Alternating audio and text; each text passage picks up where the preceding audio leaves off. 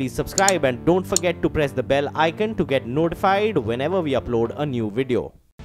केंद्र सरकार ने केरल की बाढ़ को गंभीर आपदा मानते हुए आर्थिक सहायता का ऐलान किया है। केंद्र सरकार के अलावा देश के दूसरे राज्यों की तरफ से भी केरल को आर्थिक मदद देने का ऐलान किया गया है, जिनमें मध्य प्रदेश और महाराष्ट्र की सरकार ने केरल को 20-20 करोड़ रुपए की आर्थिक सहायता देने का ऐलान किया है। वहीं केंद्र सरकार ने केरल की बाढ़ को गंभीर प्राकृतिक आपदा मानते हुए 600 करोड़ रुपए की आर्थिक मदद देने की घोषणा की है और इसी तरीके से तेलंगाना ने 25 करोड़ रुपए, बिहार, आंध्र प्रदेश और गुजरात ने 10-10 करोड़ रुपए केरल को आर्थिक सहायता देने का ऐलान किया है। और उधर पेट्रोलियम और प्राकृतिक गैस मंत्रालय ने केरल को 12,000 किलोमीटर केरोसिन मुहैया कराने का दावा किया है। साथ ही जानवरों के लिए 450 मीट्रिक टन चारा और भारी मात्रा में दवाइयां मुहैया कराने की बात भी कही गई है। उत्तर प्रदेश की योगी आदित्यनाथ सरकार की तरफ से भी मंत्री मोहसिन रजा ने बकरीद नहीं मनाने का फैसला किया और लोगों से केरल में बाढ़ पीड़ितों की मदद करने की अपील की है। व्यक्तिगत तौर पर मैं ईद उल अजहा पर ईद बकरीद नहीं मनाऊंगा और उसमें जो भी हमने सोचा था कि इस बार हम क्या खर्च करेंगे, क्या जश्न में पैसा खर्च करेंगे, वो सारा पैसा मैं केरला के उन पीड़ित लोगों के लिए भेजूंगा जो बाढ़ में पीड़ित हैं और तमाम देश के अपने मुसलमान भाइयों से भी अपील करूंगा कि इससे बेहतर कोई कुर्बानी नहीं होगी। कर्नाटक के पीडब्ल्यूडी मंत्री एचडी रेवन्ना एक राहत कैंप में लोगों की तरफ बिस्किट के पैकेट फेंकने लगे। बाढ़ पीड़ित लोगों की ओर बिस्किट फेंकने की ये तस्वीर सोशल मीडिया पर वायरल होने लगी और इसके बाद हड़कंप मच गया, जिस पर लोगों ने अपनी नाराजगी जाहिर की। सीएम कुमारस्वामी के बड़े भाई और पीडब्ल्यूडी मंत्री एचडी रेवन्ना हासन जिले के स्कूल में बने राहत कैंप पहुंचे थे। वहां मौजूद महिलाओं और बच्चों के हाथ में बिस्किट के पैकेट देने के बजाय उनकी ओर पैकेट फेंकने लगे। खबर के मुताबिक इलाके में बाढ़ की मुश्किल झेल रहे करीब 30 लोगों ने राहत कैंप में आश्रय लिया हुआ है। मंत्री इन लोगों की मदद के लिए वहां पर पहुंचे थे, लेकिन जिस तरीके से उन्होंने बिस्किट के पैकेट्स फेंके उससे लोग नाराज हो गए और इसे जानवरों जैसा सलूक बताया। वीडियो सामने आने के बाद विपक्ष ने भी मंत्री पर हमला बोला।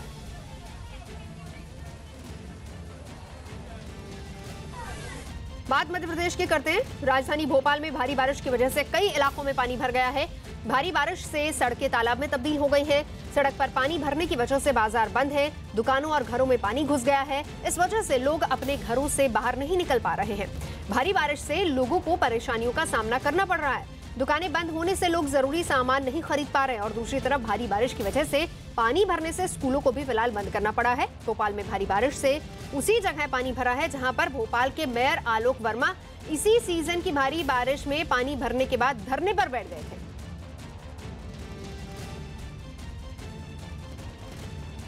महाराष्ट्र के गढ़चिरौली में घने जंगलों में सुरक्षा बल के 15 से ज्यादा जवान पानी के सैलाब में फंस गए। जवानों का ये दल घने जंगलों में सर्च ऑपरेशन के लिए निकला था, लेकिन तभी उफान पर बह रहे नाले का पानी सैलाब बनकर वहां आ गया, जिसमें सुरक्षा बल के 15 से ज्यादा जवान फंस गए। उनकी जान पर खतरा मंडराने लगा। पानी का बहाव इतना तेज था कि कुछ पेड़ भी अपनी जगह से उखड़ गए। काफी देर तक जब कोई राहत नहीं मिली तो जवानों ने टूटे हुए पेड़ों को रस्सी की तरह इस्तेमाल किया और धीरे धीरे एक एक करके अपने सामान को सुरक्षित जगहों पर पहुंचाया। पानी के सैलाब में इन जवानों को वहां से निकलने के लिए काफी मशक्कत करनी पड़ी, लेकिन इस बीच उन्होंने हिम्मत नहीं हारी और आगे बढ़ते चले गए। तस्वीरें देखिए, नाले को पार करने की कोशिश, लेकिन इसी दौरान पानी का बहाव इतना तेज हो गया और बहाव और धार इतनी तेज थी कि पेड़ भी टूटकर गिर गए। उसके बाद किसी तरीके से इन्होंने उन पेड़ों को रस्सी की तरह अपना सहारा बनाया और फिर उसी के सहारे अपना सामान बाहर निकाला। देखो देखो, आराम से देखो, गिरेगा आराम से। हरियाणा के फरीदाबाद में एक दरोगा पानी में फंसी एक कार के अंदर बैठे कुछ लोगों को निकालने लगा। ये गाड़ी वहां हुई भारी बारिश के बाद जमा हुए पानी में फंस गई, जिसकी जानकारी मिलने पर वहां पहुंचे दारोगा गाड़ी में फंसे लोगों को बचाने के लिए खुद ही पानी में उतर गए। उन्होंने रेलवे अंडरपास में आधी से ज्यादा डूबी गाड़ी से लोगों को निकालने की कोशिश शुरू कर दी। दारोगा एक ट्रैक्टर पर बैठकर पानी में डूबी कार के पास पहुंचे और उसमें बैठे 2 लोगों को सही सलामत बाहर निकाल दिया। ट्रैक्टर में बैठ कर हमने दोनों गाड़ी के साथ डूबे हुए थे, उनको निकाला। हरियाणा के रेवाड़ी के रहने वाले पति पत्नी अपने रिश्तेदार से मिलने फरीदाबाद जा रहे थे, तभी रेलवे अंडरपास के नीचे उनकी गाड़ी पानी के बीच फंस गई थी। गनीमत रही कि पुलिस की टीम वक्त रहते वहां पहुंच गई और दोनों को बचा लिया।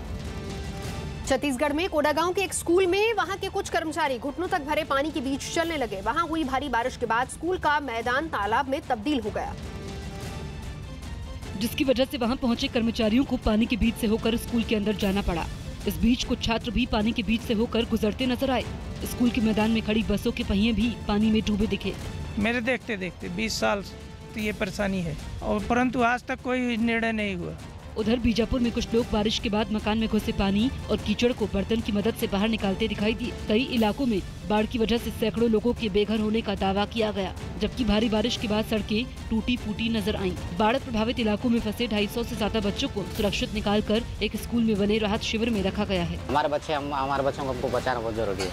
हम जान जोखिम में डाल के भी हम बचाएंगे बच्चों को। छत्तीसगढ़ और महाराष्ट्र की सीमा पर बहने वाली इंद्रावती नदी भी उफान पर है, जिसकी वजह से लोग जान जोखिम में डालकर नाव के जरिए नदी पार करने को मजबूर हैं। आंध्र प्रदेश के कृष्णा जिले में कुछ लोग पानी के तेज बहाव में फंसी एक बाइक और उस पर बैठे आदमी को बचाने में जुट गए। लोगों ने बताया कि बाइक सवार उफान मार रही नदी पर बने पुल को पार करने की कोशिश कर रहा था, लेकिन पानी के तेज बहाव की चपेट में आकर वो बाइक समेत बहने लगा। हालांकि वहां मौजूद लोगों ने उसे बाइक समेत खींचकर बाहर निकाल लिया। आंध्र प्रदेश के कृष्णा जिले में बीते 2 दिन से भारी बारिश से नदियां उफान पर हैं। नदी में आई बाढ़ की वजह से रेलवे का एक पुल भी गिर गया। वहीं बाढ़ की चपेट में आने से इलाके में फसलों को भी भारी नुकसान पहुंचने की आशंका जताई गई। प्रशासन ने जानकारी दी कि बाढ़ का पानी कई गाँवों में घुसने की वजह से उनका संपर्क दूसरी जगहों से कट गया। बाढ़ प्रभावित इलाकों में फंसे लोगों से सुरक्षित जगहों पर शरण लेने की अपील की गई।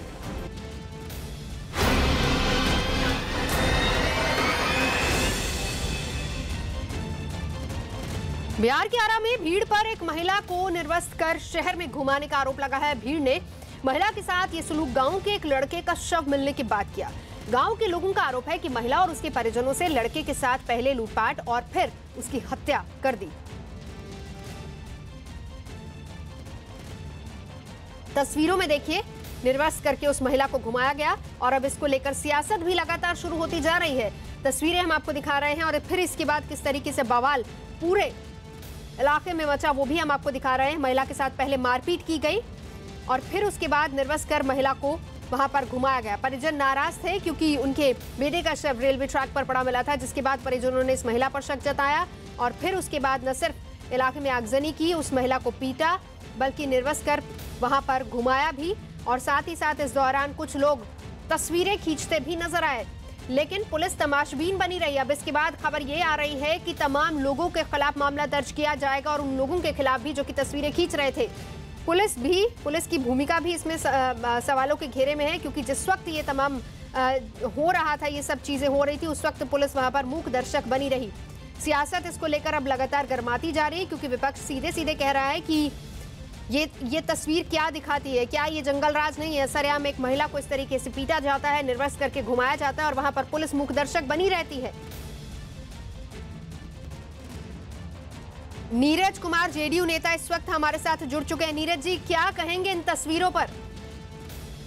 आरा की जो घटना है वो दुखद घटना है और इस संबंध में कुछ भी कहना, कसूरवार कौन है, कौन इसके लिए जिम्मेदार है? पूरी बात कहने दीजिए ना, पूरी बात कहने दीजिए ना। ये घटना हुई, दुखद है। भीड़ ने जो निर्णय लिया वह भी गलत है। यह भी एक महत्वपूर्ण पक्ष है। राजनीतिक कार्यकर्ता जो होते वो जिम्मेवारी समझता है।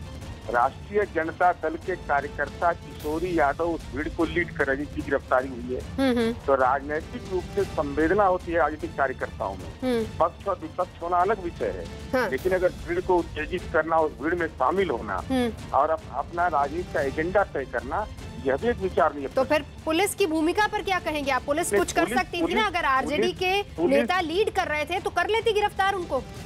नहीं, बिल्कुल वो गिरफ्तार तो हो गए, लेकिन पुलिस की जो भूमिका थी, स्थानीय पुलिस को हमारे पुलिस महानिदेशक ने अविलंब कार्रवाई किया। उन्होंने प्रथम दृष्टया माना कि गैर जिम्मेदार तरीका है।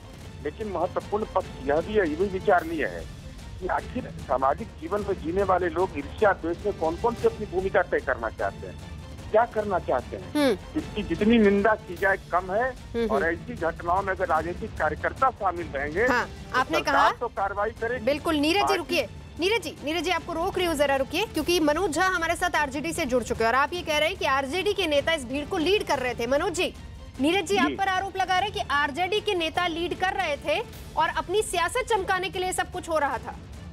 मैं एक बात स्पष्ट तौर पे कहूँ पूरी संजीदगी से, आरजेडी के हों कोई भी हो, कानून अपना काम करना चाहिए, जिसका हमने असर बिहार में नहीं देखा है। 40 बच्चियों के दुष्कर्म गुमनामी में आरजेडी का हाथ था। सुप्रीम कोर्ट का ये कहना कि सर इसी खबर पर रहते ना, इसी पर रहते, उस पर हम बड़ी चर्चा कर चुके हैं पहले, इस पर रहिए। नहीं प्लीज अंडरस्टैंड माय पॉइंट। ये एक प्रणाली है, बिहार में सरकार नाम की कोई चीज नहीं है। अगर गवर्नर को कहना पड़ रहा है कि सीधे मुझको कहो। सर क्या तो आपका कोई नेता इस भीड़ में शामिल था, हाँ या ना बताइए। मैं तो कह रहा हूं कि मेरा अगर कोई नेता शामिल है और अगर वो दोषी पाया जाता है तो उस पर सख्त कार्रवाई होनी चाहिए। हम ढकने की कोशिश नहीं करेंगे जैसे मंत्रियों को बचाने की कोशिश हो रही है। क्या आपने उस स्थानीय इकाई में पता किया कोई नेता शामिल है या नहीं आपका, हाँ या ना में बताइए सर। मनोज जी मेरी आवाज आप तक आ रही है? ठीक है, कहना गलत नहीं होगा अगर जेडीयू आरोप लगा रही है कि आरजेडी सियासत कर रही है। कोशिश करेंगे दोबारा हम उनसे संपर्क करें। नीरज जी हमारे साथ मौजूद हैं, हमारे साथ चंद्रमोहन भी मौजूद हैं। चंद्रमोहन, सियासत अपनी जगह, जेडीयू आरजेडी पर आरोप लगा रही है, आरजेडी कह रही कि कोई नेता है शामिल है तो गिरफ्तार कीजिए, लेकिन सवाल पुलिस की भूमिका पर भी उठ रहे हैं।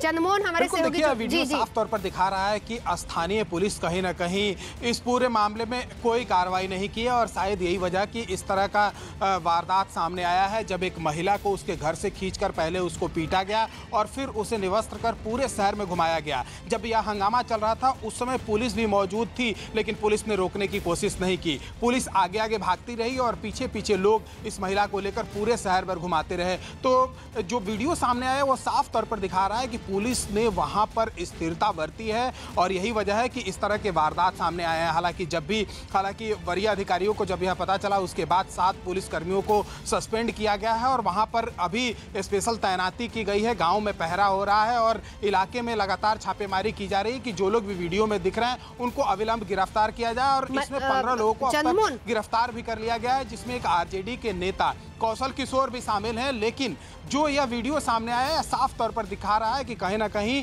लोग अपने मन मुताबिक चल रहे हैं। पुलिस से लोगों का ये भी बताएं जो जेडीयू और यही वजह है कि जब पुलिस वहां पर लोग घूम रहे थे तो पुलिस मूक दर्शक बनी रही। चंद्रमोहन ये भी बताएं कि जो जेडीयू आरोप लगा रही है कि इस भीड़ को सियासी रंग देने की कोशिश आरजेडी कर रही है, आरजेडी के नेता इसको लीड कर रहे थे, जिस पर आपने बताया कि कौशल किशोर जो कि आरजेडी के नेता उन्हें गिरफ्तार किया गया। क्या ये सही है, सियासी रंग देने की कोशिश हो रही है इस पूरे मामले को? बिल्कुल, देखिए इससे इनकार नहीं किया जा सकता है क्योंकि जो यह वीडियो आया है इस पर पहले कार्रवाई से बदले यह ज़रूर जो सत्ता पक्ष में बैठे हुए लोग हैं यह खोजने की कोशिश कर रहे हैं कि आखिर कौन लोग शामिल था। और जैसे ही कौशल किशोर का नाम सामने आया उसके बाद से इसको पूरी तरह से सियासी रंग दिया जा रहा है, जबकि सबसे पहले यह बनता है कि पहले जो लोग भी इसमें शामिल थे उनके खिलाफ कार्रवाई हो और जो लोग भी वीडियो में दिख रहे हैं उनको अविलंब गिरफ्तार कर जेल भेजा जाए। साथ ही वो उस लड़के की हत्या कैसे हुई इस पूरे मामले जांच हो, लेकिन इस पर पर्दा डालने की कोशिश की जा रही है और इस पूरे मामले को सियासी रंग दी जा रही है क्योंकि साफ तौर पर दिख रहा है कि कौशल किशोर का जब से नाम सामने आया है उसके बाद से जेडीयू के नेता लगातार ट्वीट की झड़ी लगा रहे हैं और सीधे तौर पर यह आरोप लगा रहे हैं कि इसमें आरजेडी के लोगों का हाथ है और उनके खिलाफ कार्रवाई होनी चाहिए। लेकिन अपने पुलिस और प्रशासन, चंद्रमोहन रोकूंगी आपको, हमारे साथ राजीव रंजन जेडीयू से जुड़ चुके हैं। राजीव जी, क्या आरजेडी के नेता, ठीक है कौशल किशोर की गिरफ्तारी तो हुई है, ठीक है आरजेडी के नेता वहां पर उस भीड़ में थे, लेकिन पहला दायित्व सरकार का नहीं बनता कि कम से कम पुलिस क्या कर रही थी? आगे आगे पुलिस, पीछे पीछे भीड़ उस महिला को लिए हुए। देखिए, इस बात को नहीं नकारा जा सकता है कि वहां स्थानीय पुलिस बल से चूक हुई और जिस तरह से उन्होंने अपने वरिष्ठ अधिकारियों को इसकी सूचना देने में विलंब किया उससे स्थिति अराजक बनी और ये जब संज्ञान में आया है उसके बाद अतिरिक्त पुलिस बल के साथ वहाँ उच्च अधिकारी पहुंचे और स्थिति में उन्होंने नियंत्रण पाया। लेकिन ज्यादा महत्वपूर्ण पक्ष ये है कि ये पूरे उकसावे की जो पृष्ठभूमि है उसके संबंध में जो मृतक है उसके परिजनों के तरफ से भी ये बयान आया है कि वो लोग नाराज जरूर थे और वो घटनास्थल पर बढ़े, लेकिन उनकी संख्या बहुत कम थी। वहाँ पहले से ही बड़ी संख्या में लोग जमा थे और उन्होंने खुलकर कहा कि इसमें अपोजिशन के लोगों का हाथ है। दूसरा तथ्य जो ये 15 लोगों की गिरफ्तारी हुई है जिसमें आरजेडी के एक नेता की संलिप्तता भी सामने आई और उसकी गिरफ्तारी कर ली गई है, इससे कहीं ना कहीं आप गया की घटना को भी अगर देखें तो जिस तरह से उनका दल वहां पहुंचा और उस मासूम बालिका के चेहरे से कपड़ा भी उनके अफरा तफरी में हटा जिससे उसकी पहचान सार्वजनिक हुई, तो ये अराजकता पैदा करने में इनकी भूमिका की निश्चित तौर पर जांच होनी चाहिए जहां पुलिस बल का सवाल है उन सबके खिलाफ कार्रवाई हुई। ठीक है राजीव जी रोकूंगी आपको, लेकिन सियासत इसको लेकर किस तरीके से हो रही है जरा सुन लेते हैं, कौन कौन क्या क्या कह रहे हैं, फिर आपसे बात करेंगे। नीतीश कुमार जी से राज संभल नहीं रहा है, उनका सहयोगी भी श्री उपेंद्र कुशवाहा कहते हैं जिनको अब हटना चाहिए, इसलिए स्वयं उनको अब त्याग पत्र दे देना चाहिए। उनसे बिहार संभल नहीं रहा है, बिहार की वो जान छोड़ दें, इसी से देश प्रदेश का कल्याण हो। अपराधियों को संरक्षण दिया जा रहा हो तो उस व्यवस्था को क्या कहना है। राज्य सरकार को संज्ञान लेना चाहिए कि किस तरह के परिप्रेक्ष्य में ये घटना हुई है और किस तरह इस एक औरत के साथ बर्बरतापूर्ण निर्लज्जतापूर्ण ये काम किया गया है। उन्हें संज्ञान लेकर उन जो लोगों ने इस तरह का काम किया है उन्हें देखकर और उन्हें उनके खिलाफ भी कार्रवाई होनी चाहिए। लॉ एंड ऑर्डर चरमरा कहाँ गई है? लॉ एंड ऑर्डर खत्म हो गया है। किसको डर है लॉ एंड ऑर्डर का? गवर्नर साहब बोलते हैं डायरेक्टली मुझे फोन कर। गवर्नर साहब को क्या विश्वास है मुख्यमंत्री है सुशील कुमार मोदी पे? जनता है जो इस तरह जो लड़के इस तरह का काम को अंजाम दे रहे हैं, क्या उन्हें डर है मुख्यमंत्री जी का? Law and order is completely finished. समय आ गया है कि वो नए आदमी को जिनमें काबिलियत हो उनको मुख्यमंत्री का पद दे। किसी और पे नहीं विश्वास है, अपने पार्टी के ही किसी और को काबिल आदमी को दे दे मुख्यमंत्री का पद। चलिए, कांग्रेस आरजेडी सबकी तरफ से प्रतिक्रियाएं लगातार आ रही हैं, सरकार को घेरा। राजीव जी मेरी आवाज अगर आप तक आ रही है, जिस महत्वपूर्ण पक्ष की बात आप कर रहे थे, आपने कहा कि इसको सियासी रंग देने की कोशिश आरजेडी वहां पर कर रही थी क्योंकि पीड़ितों ने ये कहा कि वहां पर पहले से भीड़ मौजूद थी। लेकिन सर सवाल जो सबसे बड़ा है, जो महत्वपूर्ण पक्ष है जिस और मैं आपका ध्यान दिलाना चाहूंगी, वो ये कि आपकी पुलिस क्या कर रही थी। अगर वहां पर स्ट्रिक्ट लॉ एंड ऑर्डर होता तो किसी की हिम्मत नहीं होती वहां पर कितनी बड़ी संख्या में लोग इकट्ठा हो जाए। तुरंत अगर कोई अपराध हुआ था पुलिस जाती, पहले पीड़ित परिवार से बात करती। देखिए, ये तो प्रथम दृष्टया जो स्थानीय पुलिस बल की नाकामयाबी है वो बिल्कुल सामने दिखा और सभी इन 8 पुलिसकर्मियों की वहां के निलंबन के आदेश दिए गए। उसमें स्थानीय इंस्पेक्टर और आरटीएफ के जीआरपी के इंस्पेक्टर के साथ साथ बाकी कर्मियों की भी वहां के निलंबन के भी आदेश दिए गए।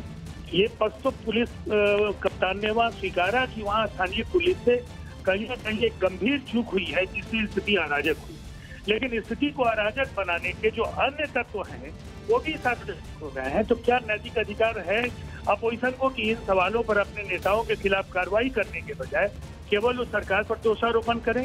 ये एक विमर्श का विषय है कि ऐसी घटनाएं देश के अलग अलग हिस्सों में हो रही है और भीड़ को उकसा करके कई बार सरकारों की छवि को धूमिल करने की भी कोशिशें हो रही है। जहाँ पुलिस की कमी है उसको राज्य सरकार ने स्वीकारा है, लेकिन जहाँ ये जो पक्ष है, इस पक्ष में जो पीड़ित परिवार के बयान का भी महत्व जरूर समझा जाना चाहिए और उसके बाद इनकी गिरफ्तारी के जो निहितार्थ हैं उसको जरूर समझ करके इस पर राष्ट्रीय जनता दल के नेताओं को स्पष्टीकरण देना चाहिए। बिल्कुल राजीव जी हमारे साथ रहिए। राजीव जी सीधे सीधे कह रहे हैं कि ठीक है, हम मान रहे हैं कि पुलिस की तरफ से गलती हो और उस पर एक्शन लिया जाएगा क्योंकि खामी वहां पर थी, लेकिन उंगलियां अब सीधे सीधे आरजेडी पर भी उठ रही क्योंकि उन्हीं का एक नेता कौशल किशोर जिसको गिरफ्तार किया गया है, आरोप ये लग रहा है कि वो इस पूरी भीड़ को लीड कर रहा था। बहरहाल सवाल न्यूज 18 इंडिया भी उठा रहा है, क्या विपक्ष का आरोप सही है कि बिहार में राक्षस राज है? ये लगातार आरजेडी आरोप लगा रही है सरकार पर, जबकि अभी हम सुन रहे थे राजीव रंजन जी और उससे पहले नीरज कुमार जी, उन्होंने सीधे तौर पर कहा कि इस भीड़ को लीड करने में आरजेडी के नेता का हाथ था। क्या बिहार में महिलाओं से ज्यादती के मामले बढ़ते जा रहे हैं? लगातार महिलाओं को टारगेट किया जा रहा है, क्या महिलाएं सेफ नहीं हैं? ये भी एक बड़ा सवाल बनता है जो कि वाजिब है पूछना, जिसको लेकर जवाब मिलना चाहिए। बिहार में बढ़ते अपराध पर काबू पाने की नीतीश सरकार क्या अभी तक विफल रहे हैं? अपराध लगातार बढ़ता जा रहा है। क्या विपक्ष का आरोप सही है कि बिहार में राक्षस राज है?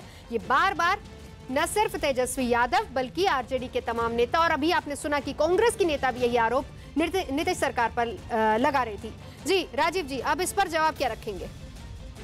देखिए, मुझे ऐसा लगता है कि जब भी कोई चूक होगी कभी ऐसी अराजक व्यवस्था पैदा होगी। अपोजिशन को सवाल करने का अधिकार है, लेकिन अपोजिशन को अपने दामन में झांकने से मना किसने किया है? अगर उनके नेताओं की भूमिका संलिप्त हो गई है, उनके खिलाफ पीड़ित के जो मृतक है उसके परिवार ने स्पष्ट तौर पर कहा है कि इसमें अपोजिशन की जो भूमिका है वो बिल्कुल साफ थी, उसके बाद क्या ये नैतिक पक्ष नहीं है कि इस घटना की नैतिक जिम्मेवारी लेकर जो भी दोषी नेता है उनके दल की, उनके खिलाफ पुलिस ने कार्रवाई की है, पार्टी ने कार्रवाई नहीं की है। क्या पार्टी की भूमिका नहीं है? हाँ, पार्टी को निश्चित तौर पर खुद को साबित करना होगा। चलिए इसी पर हम